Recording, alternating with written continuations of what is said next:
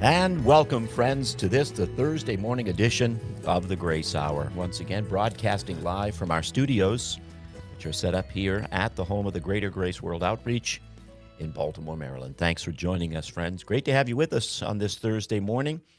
We want to remind you at the outset of today's broadcast to subscribe to the show on YouTube, Apple Podcasts, Google Podcasts, Spotify, and more. And we'd like to once again welcome each and every one of you. Hope you'll be able to stay with us for the entire broadcast today. I want to remind you that the phone lines will be open, and if you'd like to, you can address us with your comments or questions live on the air. The telephone numbers for you to dial if you'd like to join us are as follows. Toll free in all of North America, 800-338-7060, and the local number, 410-483-3700. My name is Pastor John Love. Joining us in the studio today, Pastor Tom Schaller, and we're ready to get things started, and we hope that you will, again, stay with us. And if you'd like to weigh in on the chat, you can do so and share your questions and comments on that format as well as the phone lines being open during the entire broadcast. Our theme this week in the Grace Hour has been healthy basic life skills, and today we will focus on this theme and subject matter, morality. What is morality, and how does the Christian interpret it, and how is morality, is there a difference between the morality that we find in our culture today and the morality that we find in the lives of believers? So clearly this is a subject matter that touches all of us. And Pastor Schaller, as we get things started today, it does beg the question, is morality important? Is it something that is the equivalent of salvation, or are they on two different levels altogether? Yeah, there's an important philosophical orientation needed on the subject. One is man universally in every culture, in every era of history, a moral creature? And what is that universal moral law that he recognizes by instinct or tuition? We said before the program that, if I'm standing in line at the bank and somebody cuts in front of me, I say, hey, or I forgive them, or I don't want to make it. But there's something that bothers me about that. Or at school, you have a friend, they're in third grade, you are in third grade, and they say, I gave you a piece of my apple, could I have a piece of your orange, right? When something is wrong, why do we know that? When something isn't fair, how about as kids? That's not fair. That's not fair. Like, what are they talking about? But morality. So, stealing money, stealing somebody's wife, borrowing a car, damaging the car, bringing it back and say, thanks for letting me use your car, and walking away. Hey, what happened to the fender here? Oh yeah, sorry about that. Okay, sorry, thank you. But I have to pay for that, or the insurance company does. So running away in the face of battle, like in the military, when you're all in a battle and you're moving forward against the enemy and somebody runs away, jeopardizing the whole program, is that moral or immoral? Is it a violation of some law written? I'm talking Aborigine people, 9th century Tibetan people, 13th century Islamic people. Do they love their families? Do they know when something is wrong and when something is right? So this is a key to the meaning of the universe. the fact that we are not just globs of protoplasm with no sense of right and wrong. Why do we ask these questions, and why do we live together processing these offenses and also sacrifices? When somebody comes to your door as a neighbor and knocks on your door and says, I have a gift for you. Here's $1,000 gift. I just want to give you $1,000. And you just say, why? Why? And they just say, it's a gift. It's something that's in my heart. I want to help you out in your family. Thank you very much.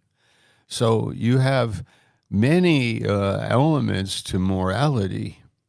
And I don't think that we need to really start with the Bible and what the Bible says in the law, but instead start with the human race and talk about how morality is a big function of life, and it can't be denied. No. And if we have been made in the image and likeness of God, and of course that does relate to the Bible, but if that's the case, that makes us moral beings, and we can't escape that reality. As you said, there's always that sense of right and wrong. It's perhaps it's because of our conscience, which God gave us. We read that in the scriptures. But a sense of right and wrong, and this is to clarify the difference between moral people and justified people, because there is a world of difference between the two, isn't there? You can be a moral person, and I think in the minds of many people, whether they are believers or unbelievers, in most cases unbelievers, they would say, if there is a God, not necessarily believing that there might be, but if there were, then he would have to accept me on the basis of my morality, my being a good person. But there's something even wrong with that, isn't there? Yeah, well, the problem is that morality could be telling me what is right and wrong, but can't really fix the violations of the moral law. So, let's say the law or morality itself. If you do your best and you live a good moral life, there's for sure violations of that moral law that happen in your life. You know, you don't do what you should do. You shouldn't. You fail to be true to your own conscience. You do lie. You do have hypocrisy. You are dishonest. You are not fair. You know, like when you were a kid and somebody would yell, that's not fair, and you'd say, so what? You don't care. Yeah, but there is the problem is that morality has a function, but it cannot bring to me that that real thing that it is pointing to. Like to say that I have a cancer, I have a CAT scan. They do a diagnosis of my body. They tell me that I have a cancer. The CAT scan has a function, but it's to diagnose, not to cure. And morality can tell me that there's a problem here, but it cannot fix the problem. It cannot really give me what I really am made for. So morality is a message to us from God about ourselves, about the world we live in, about other people, and is how our civilization is held together. But it cannot bring that civilization to God. It can lead me to the need, but I must find God by not the morality, but by the real cure. And that's what our message of the gospel is. And even if you take a step further and go from morality to God's laws and the keeping of God's laws, which is a a major point of reference in the lives of unbelievers. They might not know God, but they do understand that God has a system of morality or laws, and if they can simply keep those laws, then they'll find acceptance before God. The problem is, as you just mentioned, we can't keep those laws. And then, of course, the thought is in the mind of an unbeliever, well, then I will do enough good works and I will live enough of a good moral life to cancel all of the bad decisions that I've made in life. But that doesn't work either, because this is all relative, right? God says, I don't even deal in the realm of that which is relative. I deal in the realm of absolutes. So when you stand before God, you have to either be absolutely righteous, because if you're, you know, relatively righteous, it's not going to find you're not going to find acceptance with God. Yeah, there are some things in life that demand like 100%.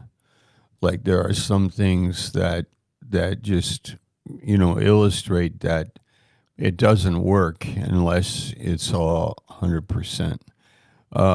You can't be halfway on an airplane. You get in the plane or you're outside of the plane, and the plane takes off, and you cannot be halfway.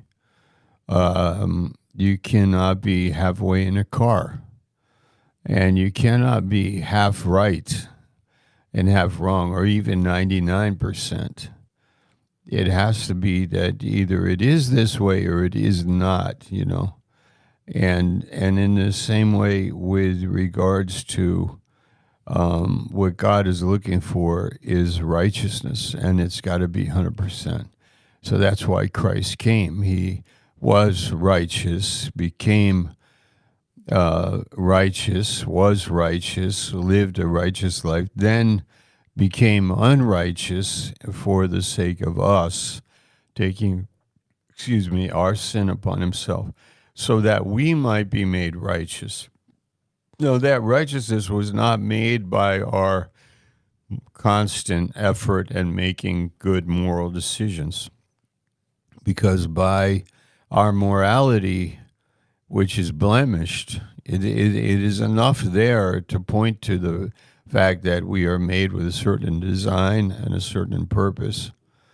It is there for to live a civilized life and to live our 70 years on the earth for a purpose, and that is to bring us somewhere. We weren't made to live 70 years and die. We are made to live here and find why are we here.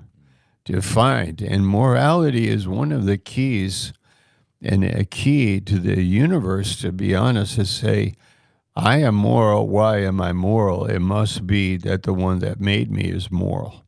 It must be that God is moral.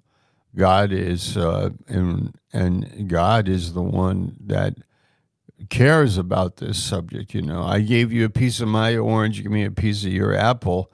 That's written in our DNA as universal. And therefore, then why are we made this way? Well, because there is right and wrong in the universe. And God is the one that's saying, I am righteous, I am right, and you need to know me, walk with me. I will make you righteous so that you can be a partaker of heaven. Amazing. So we could say that the Christian worldview is based on these two foundational principles. Number one, God exists, and we acknowledge that. Number two, that God has spoken to us in the Bible.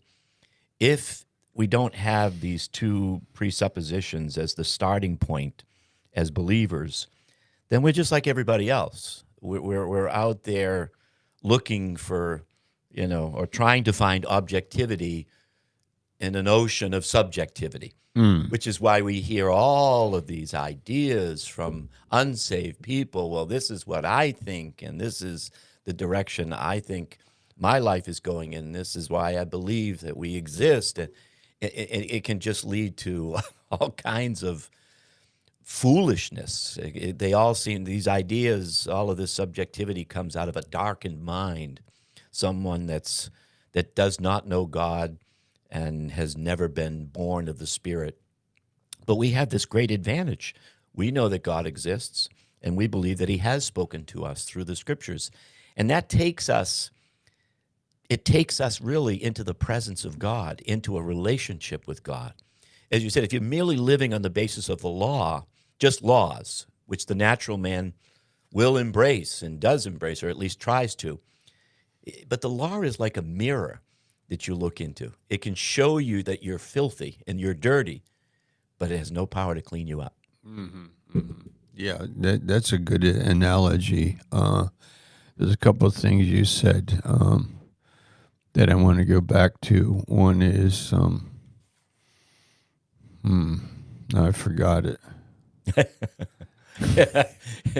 Didn't make that much of an impression. It did. It did. It is my age, I think. Okay. Can you go back to the first thing you were saying? Just how those two foundational principles. Okay. God exists. And then the word. Oh, yeah. Okay, I got it now. The abstract, when you lose the moral bearings, the moral reference, and you want to disregard it or get rid of it out of actually the rebellion of the human heart. I don't want it that way. This is my world, my way. This is what I want. So I interpret reality my own. You never, you won't find, you won't be happy. It won't work. You can't deny. I'm a bowl of cornflakes, That's what I believe. And who are you to tell me that I am not a bowl of cornflakes? Well, you are so much like wrapped up in your own mind and ways that you're not facing reality, and you're interpreting reality on your own terms. And somebody will pay for that. And that probably are the people that are immediately close to you and you. You are a bowl of cornflakes, and people that are around you that want to reinforce that idea and embrace your lie. That in your, it's like the story about the person in the backseat of the car that's an atheist, and when the car goes in a spin on a snowy driveway, on a snowy highway, and then they cry out to God, that their atheism is only, paper thin, and it's like, really, you are a bowl of cornflakes, or you are from another planet or whatever you want to say. So, yeah, believe the lie, but you're cheating yourself. All your time, your precious time in life, your value, the way you are made, the uniqueness of your person, and as you tell your lie and live in your lie and conform your world to your lie, then your world will one day collapse on you. So it's a fool. It's a fool's world. And why be a fool? The proverb tells us. So we go from morality and like changing the rules and contradicting what the moral nature is in my heart. Let's read Romans 2:14 and 15, Pastor. You Sure. have it there. I do. And Paul writes and says, "For when the Gentiles, which have not the law, do by nature the things contained in the law, these having not the law are a law unto themselves, which show the work of the law written in their hearts, their conscience also bearing witness, their thoughts, the meanwhile accusing or else excusing one another." Mm-hmm.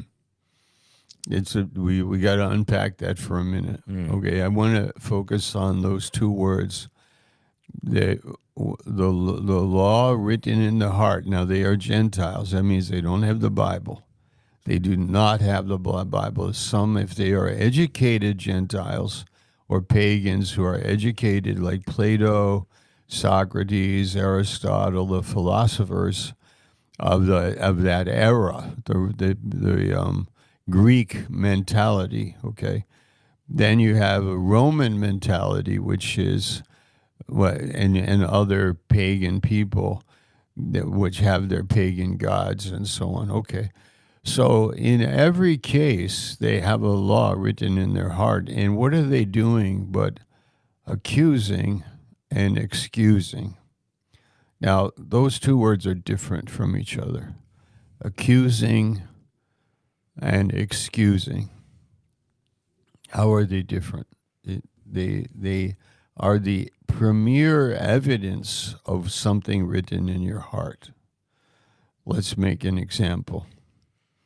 It- I'm Go ahead. I'm a waiter in an Italian restaurant carrying a plate of spaghetti or a whole tray of food on my shoulder. I'm walking through the tables in the restaurant. I trip over a man's leg in the restaurant. I fall forward. The food goes everywhere, including on my head. I'm on the floor, turn around, and I look at the man that tripped me. And my immediate question is, what? Why did you do that? Yeah, did you do it on purpose? Did you put your leg out and trip me on purpose? Now, if he did it on purpose, he's accused. Mm-hmm. But if I look at him and maybe I can read his face and his words, his body language, and he says, "Oh, I'm so sorry I'm so sorry. It was an accident. I just, I can't believe that happened. I'm so sorry." He's excused. But if he did it on purpose, he's accused. If it's an accident, he's excused. Where is this law coming from, written in our hearts? God wrote it in our hearts, and it's working all the time. It's an evidence that we are moral and we are made with this morality, and we should not deny it, but understand, what is it there for? It's to lead me to something greater. Is to say that I have a problem with myself and with other people, even with obeying and honoring the law that's written in my heart, because to be honest, sometimes I have tripped somebody and it was wrong and I knew it. Or to be honest, I did steal or I did lie, and you go to bed knowing that you did. So, that is a fundamental part of the world we live in, and we should understand that as believers. We haven't even gotten into the Bible yet. Mm-hmm. Mm-hmm. The gospel and the Bible and what the message of the Bible is, because all of this groundwork for our lives and understanding is written in our DNA, and we should talk about it and admit that it is there. Absolutely. It seems like a couple of generations ago, things like divorce, homosexuality, adultery, an immoral lifestyle, these were considered wrong. These were condemned by our culture and society. It doesn't seem to be the case any longer. They are now, it's not a problem. That's only a problem with religious fanatics or Bible-thumping Christians. But something has changed, and it's almost as if what you just described, this moral consciousness placed in our hearts by God, has been replaced by what some people call social consensus. Mm-hmm. That seems to be their God now. And where does that come from? The culture now calls the shots morality, as far as morality is concerned. I have questions about that. Well, I know that's what the propaganda machine is telling us in Hollywood and social media, and also politicians are in on it. But if you go to, middle class America, if you go to the Midwest, if you go to the common people, they are filled with morality and the understanding of things that are wrong and right. They want to have traditional families. The whole thing about this rise in numbers, and there is really a moving away from God. I believe that in some way, and the propaganda is working in our society. On the other hand, replacing it, I don't think so. I think that there's in varying degrees, but every generation, if you went back hundreds of years, you find a liberal swing, and then you find a conservative one.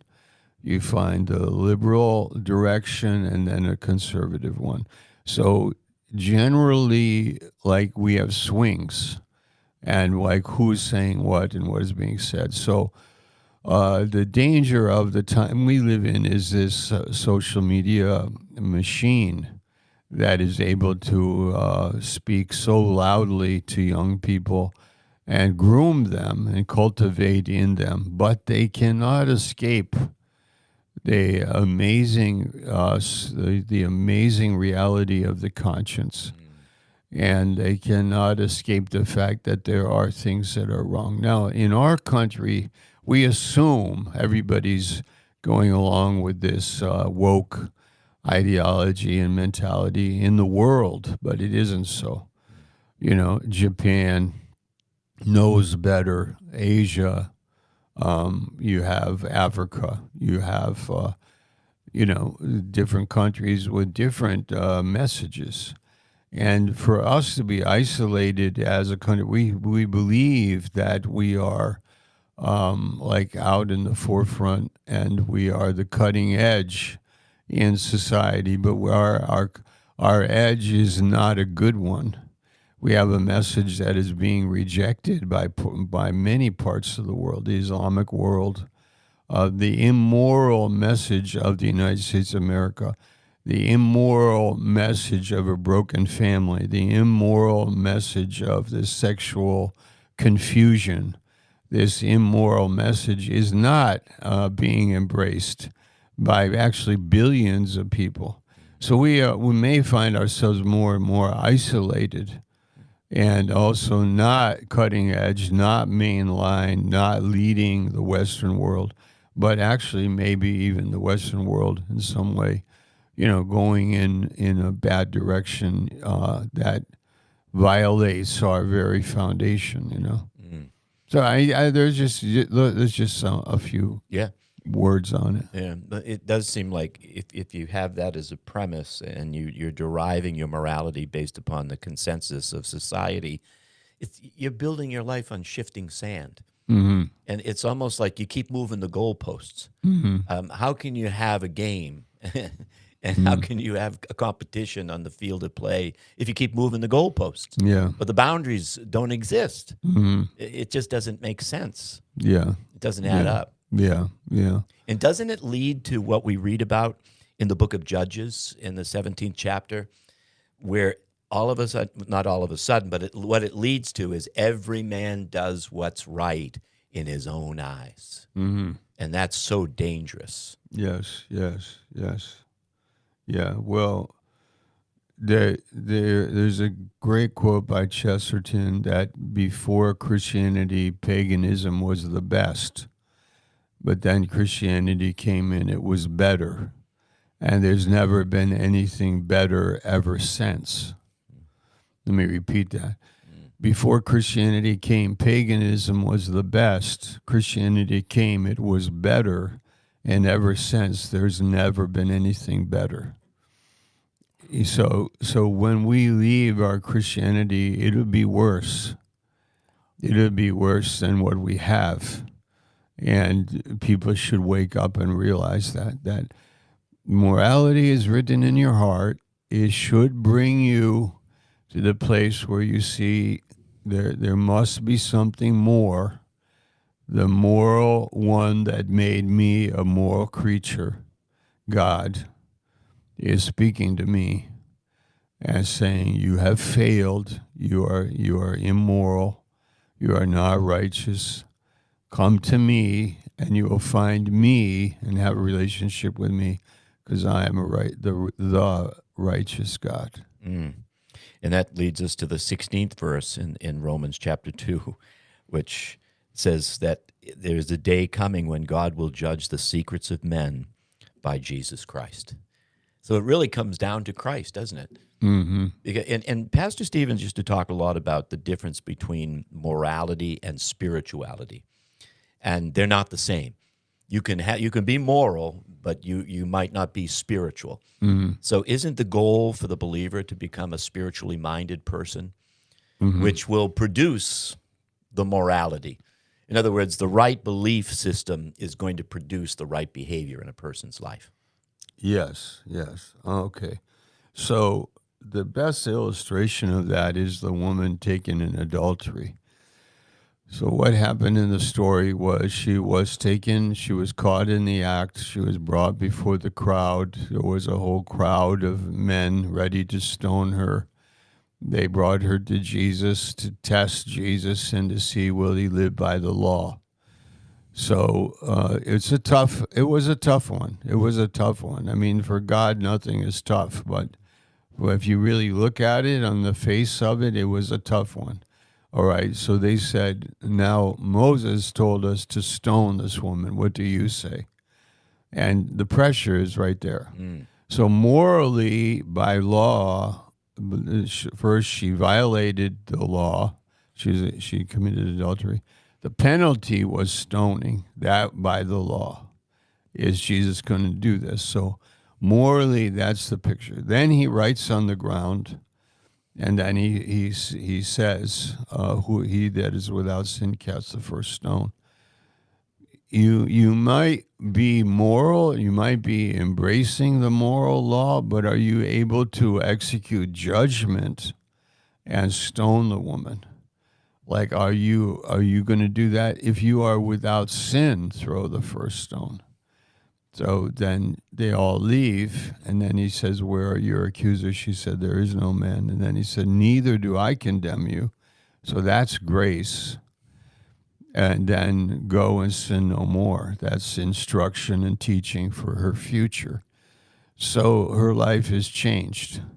So morality has a function, but it cannot bring me all the way to where what we're really going toward. What's the point? It's to bring me to God.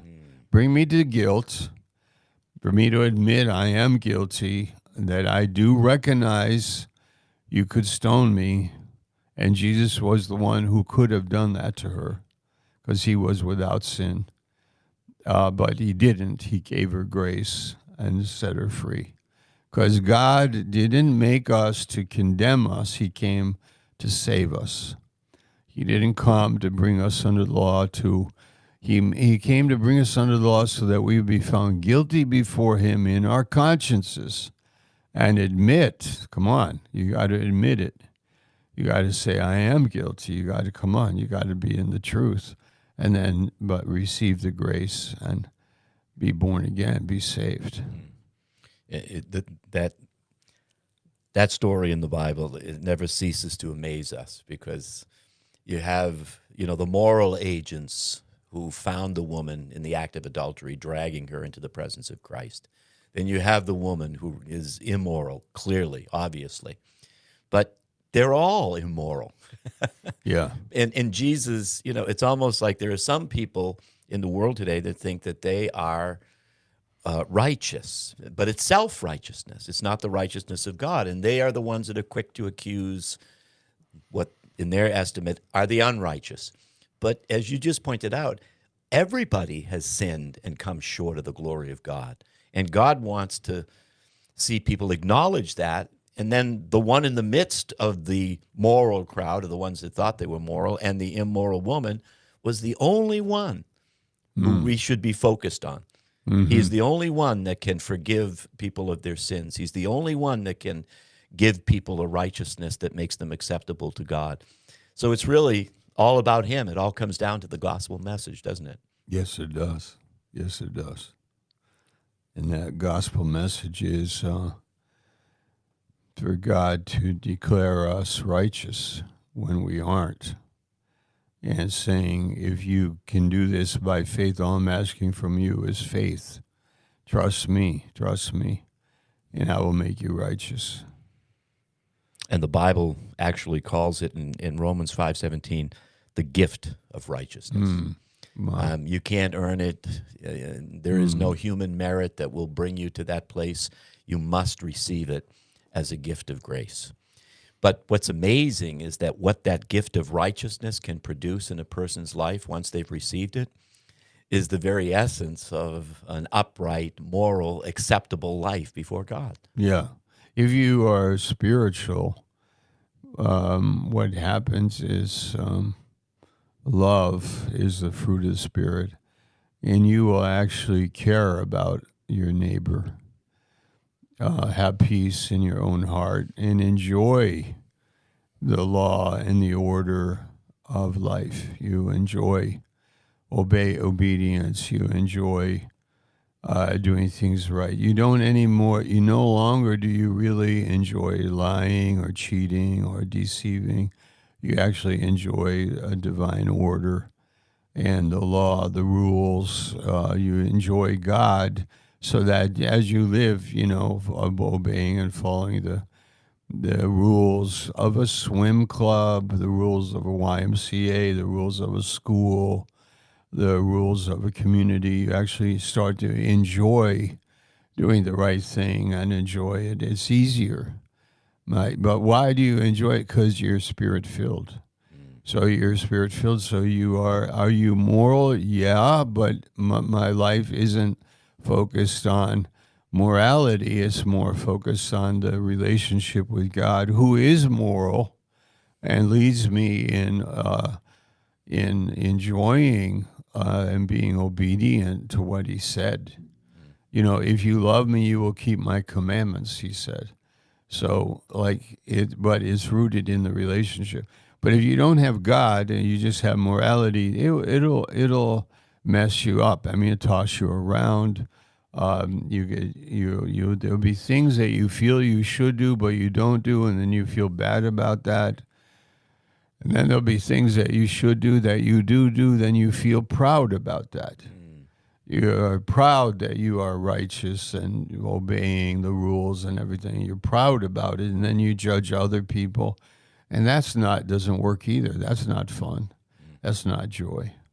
So in both cases, in morality, the moral life is not the target. Knowing God, walking with God. And then when you have God, then you do have a moral life. Yeah. And you brought it out and illustrated it last night in our church service, to use the example of drinking alcohol. People, I would imagine most people think the reason why we don't drink alcohol, and we don't, praise God, is because the rules and the regulations of our church says you can't. But that's not the reason why we don't consume alcohol, is it? No, it isn't. Do you remember what we said? Well, we want to be able to enjoy our lives. Yeah, right. And be aware of it. Yeah, right. It's I don't drink because when I have a good relationship with somebody, I want to know that I have a good relationship. Yes. When I'm having a good time, I want to know that I'm having a good time. I don't want to be intoxicated and not knowing, am I having a good time? Or, oh, yeah, I'm having a good time because right now I'm an idiot. That's how I feel. I feel I'm having a good time. But really, are you having a good time? Then why did you, why did you get in a fight with somebody? Why did you, Because the nature of alcohol is it's gonna control you. Yes. Well, wouldn't you rather be in control of your own life? Yeah. Rather than letting something else control you? Yeah. I remember vividly during a Christmas party when I graduated after high school, and I'm working for a company, and they had the big Christmas party. And people there knew I was a Christian, and they knew that I was different. And I didn't have to announce it. I didn't have to talk. Of course, I took every opportunity to share the gospel when it was present. But at this Christmas party, I remember my supervisor coming up to the table where I was sitting, and he took a bottle of beer, and he kind of slammed it on the table, and he just said, "Love, drink it. I know you want it." And I took that opportunity to say to him, his name was Tony, and I said, "Tony, I don't want it. Yeah. And the reason why I don't want it is I don't need it." Yeah. I said, it doesn't have anything to do with any rules or regulations that I'm obliged to keep. It has to do with a relationship that I have with God. That opened the door for a meaningful relationship with him to share the gospel. Wow. Because he wanted to know what makes you tick. Right. And I know that what makes you tick is the same thing that makes everybody else tick, but it isn't. It's a relationship with God.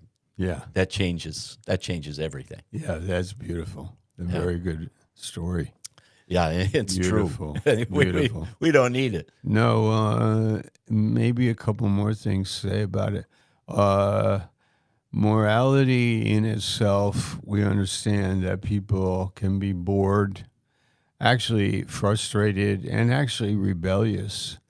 And a lot of the rebellion you see is like actually a cry out for God. They rebellion and breaking the law or living a sinful life, and just doing it, kind of with a nasty spirit, maybe rebellious or just being compliant to like the culture and just do what they say. But when you have a relationship with God, there's fire in your belly. You end up enjoying and loving God and enjoying Him, and at His right hand are pleasures forevermore that the moral man doesn't know about. Like at God's right hand is the living Christ, the Savior of the world, the joy, the love, the life, the peace at His right hand. That the moral man doesn't know about that. So he thinks we are like super moral, Right. but he doesn't understand the fountain, the source, the real reality behind our lives is not morality. It is the nature of God and the Spirit of God that brings us into our lives.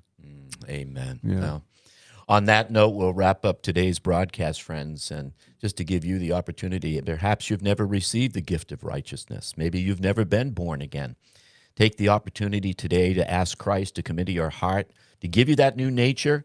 You can, step away from morality and can begin a life and a relationship with Christ by faith. Just ask Him to come into your heart, cleanse you of your sins. He paid for all those sins on the cross and offers you what you really need, which is the gift of righteousness. Thanks so much for joining us, friends. We'll be back tomorrow for the Friday edition of the Grace Hour. And don't forget to subscribe to the Grace Hour on YouTube, Apple Podcasts, Google Podcasts, Spotify, and more. Till tomorrow, may God bless you.